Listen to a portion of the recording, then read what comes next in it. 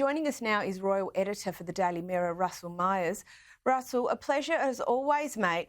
And now a blast from the past has come back to haunt Prince Harry. I thought what happened in Vegas was meant to stay in Vegas.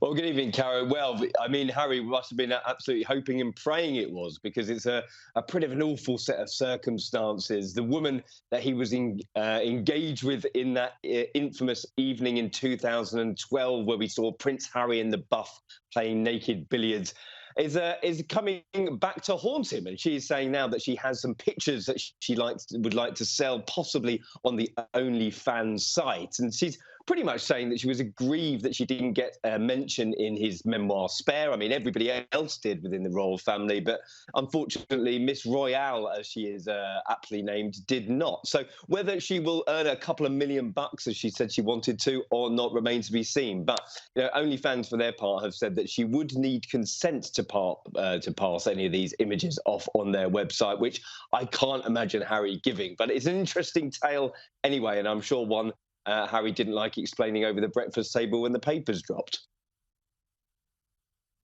No, probably not. And it does make that relaunch and reset all that little more difficult. But, news this week as well that Meghan is looking for PR experts to help relaunch her in the UK. How's that taking shape? Well, it's interesting. This would be their sort of first member of staff in the UK for quite some time.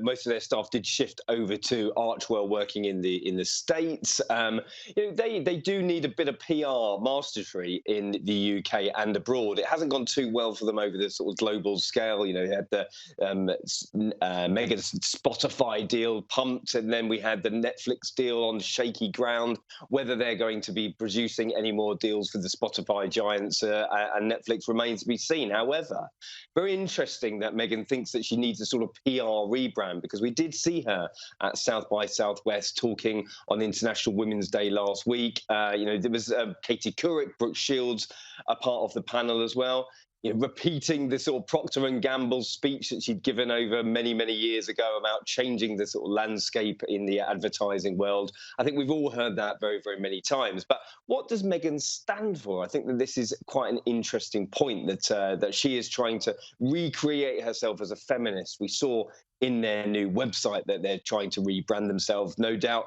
her new bio was written by herself, as was the South by Southwest bio as well. So interesting times for Meghan, I think. I'm not too sure whether we're going to see her on UK shores anytime soon, though. But some good news for the Sussexes and for Harry in particular, and in relation to the 2027 Invictus Games. What's been announced there this week?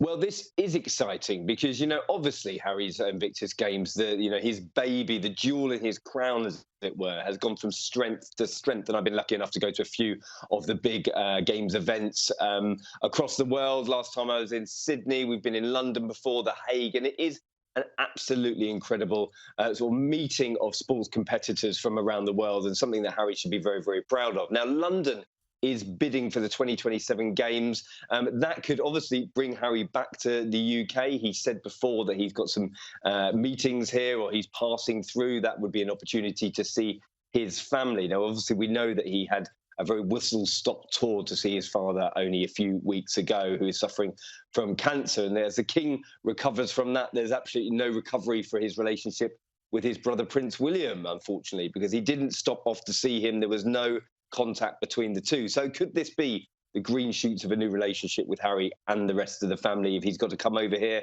and have some meetings with the UK government and beyond? I think that Harry would probably welcome that. I think that would be welcomed across the board, to be perfectly honest. But on to Princess Catherine, and her health continues to make headlines. It continues to be the subject of much speculation. Now, your masthead, The Mirror, writes that the palace has appealed for calm. So how bad did it get, and what's the latest from the firm? Well, certainly it's been pretty shocking. I mean, if you look at the sort of rumour mill that has exploded over the last few weeks on social media, it's been pretty distasteful, I think, is the best way to put it. And Palace have become pretty exasperated with the whole situation. I think, to their point, they had been very, very consistent in what they said on January 16th, when Kate went into hospital. They said she would remain there for 2 weeks, then she would come out and she would recover at home and not be seen really and back onto royal duties until after Easter, which puts us into April. Now, there'd been a sort of an explosion of these conspiracy theories as to where is Kate, why haven't we seen her? I mean, it's pretty simple in my view. She was recovering for an operation. It must have been a very serious operation. All that we knew was it was an abdominal surgery that was planned, and that she would take a period of rest and recuperation at home. So, listen, I think that the palace had to come out and say, everybody needs to calm down a little bit. They hit out at the madness of social media. And I think that when you actually look at the evidence of what we have, Kate was seen driving with her mother last week, but we haven't seen her very much because she's doing exactly that, resting and recuperating. So let's give her some time off and hopefully look forward to seeing her when she's back.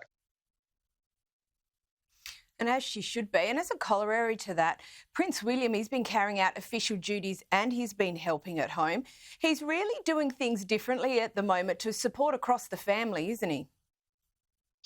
Well, very much the modern man, isn't he? I mean, he's juggling all sorts at the moment. I mean, he's obviously took a period of time off. There's a lot of discussion around that as well. Would most partners be able to take such considerable time off if their spouse was in hospital as well? I mean, listen, they're not a normal family, are they? They're not existing as sort of the normal parameters of work. But what I will say is that he obviously had his father taking a leave of absence as well. The king is still recovering from cancer treatment. He's going to be out of the picture for quite some time. So is his wife, not only taking a period of leave and going to be put on the sidelines for many, many weeks.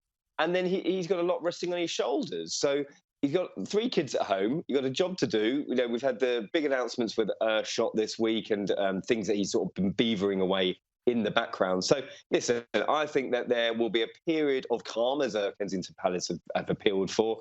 And then, in the next few weeks, we should see a bit more normality in terms of his schedule as well. And we understand that even despite all that workload, on Monday, William will be attending an event to celebrate his Earthshot prize. What's happening there? Well, this is interesting, actually. I was with an engagement with William on Friday, and that was at the Oval Cricket Ground when we've played you guys in the Ashes many, many times over.